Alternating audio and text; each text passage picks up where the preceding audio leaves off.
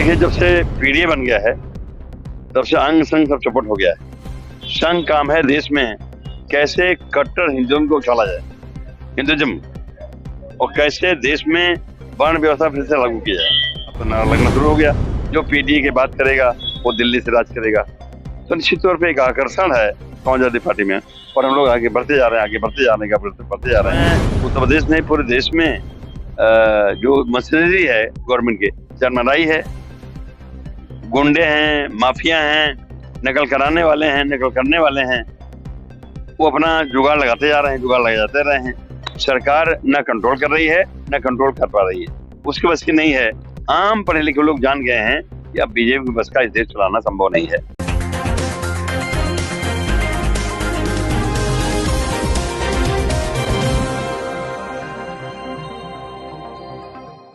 नमस्कार, मैं कीर्ति और आप देख रहे हैं जीके न्यूज। और अभी हम मौजूद है सपा कार्यालय पर और हमारे साथ मौजूद है मोहनलालगंज सांसद आर.के. चौधरी जी। जिस तरह से उपचुनाव को लेकर सभी पार्टियों ने अपनी तैयारियां तेज कर दी है, इस बीच जो बीजेपी है वो लगातार बैठकें कर रही है और अपने विधायकों के साथ लगातार मंथन कर रही है। और साथ ही अब जो आरएसएस है, जो संघ है, उसने मोर्चा संभाल लिया है। क्या कहना चाहेंगे? देखिए, उत्तर प्रदेश में 10 सीटें हैं खाली, वो हमारी हैं, और हमें लगता है कि 10 से 10 हम जीतेंगे। तैयारी शुरू हो गई है। आज भी इस संबंध में अंदर माननीय राष्ट्रीय अध्यक्ष बात कर रहे हैं, और हमें लगता है रोज कहीं न कहीं किसी जो खाली सीट है उस जिले के नेताओं को, कार्यकर्ताओं को बुला के बात कर रहे हैं। हमारी तैयारी हो रही है और जमीनी स्तर पे लोग लगे हुए हैं।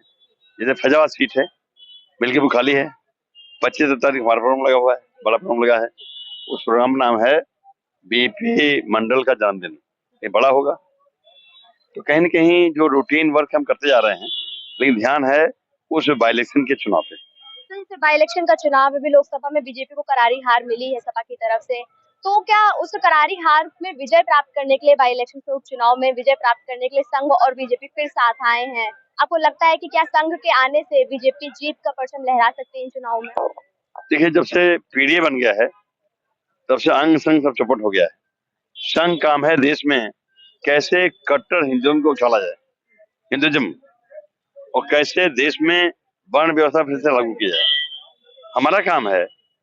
कभी कांसाराम साहब ने जो प्रोग्राम किया था, बहुजन समाज पार्टी बना के, बहुजन समाज को बना के, तो नारा लगाते थे हम लोग, जो बहुजन की बात करेगा वो दिल्ली से राज करेगा। उसी फार्मूले पे हम सबके नेता माननीय अखिलेश यादव ने पीडीए बनाया है। अब तो नारा लगना शुरू हो गया, जो पीडीए की बात करेगा वो दिल्ली से राज करेगा। तो निश्चित तौर पे एक आकर्षण है समाजवादी पार्टी में, और हम लोग आगे बढ़ते जा रहे हैं, आगे बढ़ते जाने का बढ़ते जा रहे हैं। बीजेपी की जो विंग है, खासकर आरएसएस, निश्चित तौर पर उसके पास का नहीं है, क्योंकि देश चलेगा संविधान से, और संविधान के अधीन तमाम कानून होते हैं। लेकिन आरएसएस के लोगों के सलाह से मोदी सरकार ने संसद में सिंगोल लगा दिया। अब सिंगोल तो राजतंत्र का प्रतीक है और हमारा संविधान प्रतीक है लोकतंत्र का। तो अगर देश सिंगोल से रहेगा तो निश्चित तौर पर फिर वही जमाना आ जाएगा जो आज का 1000 साल पहले था। इस देश के दबे, कुचले, कमजोर, लाचार, पिछाड़े गए लोग नहीं चाहते वो जमाना आवे। इस देश में उच्च वर्ग लोग तरक्की करके बहुत आगे बढ़े। जो गिराया गया है, जो दबाया गया है, वो समाज में आगे बढ़ के बराबरी और इंसानी जिंदगी जीने का मौका मिले, पा सके।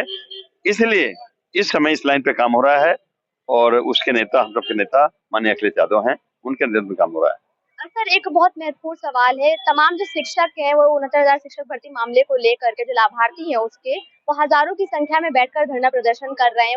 उनको ये डर है, उनका ये शक है कि अगर नई सूची आती है तो उनसे उनकी नौकरी छीन ली जाएगी, सरकार उनसे उनकी नौकरी छीन लेगी। हम उनके साथ हैं, और इस समय उत्तर प्रदेश नहीं, पूरे देश में जो मशीनरी है गवर्नमेंट के चरमराई है। गुंडे हैं, माफिया हैं, नकल कराने वाले हैं, नकल करने वाले हैं, वो अपना जुगाड़ लगाते जा रहे हैं, जुगाड़ लगाते रहे हैं। सरकार न कंट्रोल कर रही है, न कंट्रोल कर पा रही है, उसके बस की नहीं है। आम पढ़े लिखे लोग जान गए हैं कि अब बीजेपी की बस का इस देश चलाना संभव नहीं है। इसलिए इसका खामियाजा बीजेपी को भुगतना पड़ेगा, और जो इंडिया अलायंस है, और खासतौर से कांग्रेस पार्टी है या हमारी समाजवादी पार्टी है, इसको आगे बढ़ने का मौका मिलेगा। सर, एक अंतिम सवाल ये रहेगा कि उपचुनाव को लेकर ऐसे आपने कहा कि तैयारियां काफी तेज है, तो किन मुद्दों को लेकर आप जनता के बीच में जा रहे हैं? क्योंकि बीजेपी और आरएसएस का कहीं ना कहीं ये एजेंडा उन्होंने बनाया है कि हम जनता के बीच में जाएंगे, बीच में रहकर काम करेंगे, उनके जो मुद्दे हैं उसको उठाएंगे जमीनी स्तर पर। जो एक कहा जा रहा था कि रह गई थी बीजेपी काम करने को लेकर, वो जमीनी स्तर पर काम किया जाएगा बाई इलेक्शन के लिए और 2027 के लिए। देखिए, लोगों का दिल जीतने के लिए दो चाहिए काम। एक तो विकास की काम। इस समय हम सबके नेता माननीय अखिलेश यादव बहुत आगे हैं, और अब तो नारा लगने लगा है कि बिजली, पानी, सड़क अधूरी, समाजवादी पार्टी करेगी पूरी।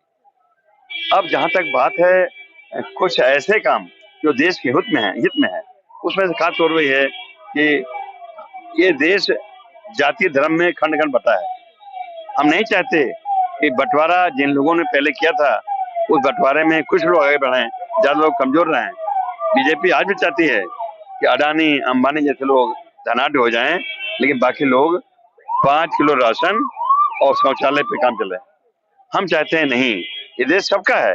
अगर ये पिछड़े सब आगे बढ़े, ये देश बराबरी और इंसानी जिंदगी जीने का मौका हर किसी को मिलने लगे, तब देश आगे बढ़ेगा। इस काम को अगर हम कर रहे हैं तो निश्चित तौर पर आज नहीं कल नहीं फायदा हमारा होगा। जैसा कि आपने देखा, अभी हमारे साथ मौजूद है आरके चौधरी जी, जिनका ये कहना है कि समाजवादी पार्टी पूरी तरीके से तैयार है उपचुनाव को लेकर के। आरएसएस बीजेपी भले ही एक हो गए हैं, लेकिन उनकी जो मानसिकता है वो हमेशा से जनता को नीचे गिराने की रही है। जो पिछड़े वर्ग के लोग हैं उन्हें आगे ना बढ़ने देने की रही है, इसलिए जनता उन्हें पूरी तरीके से नकारने वाली है। कैमरा पर्सन के साथ में की थी जी के लिए।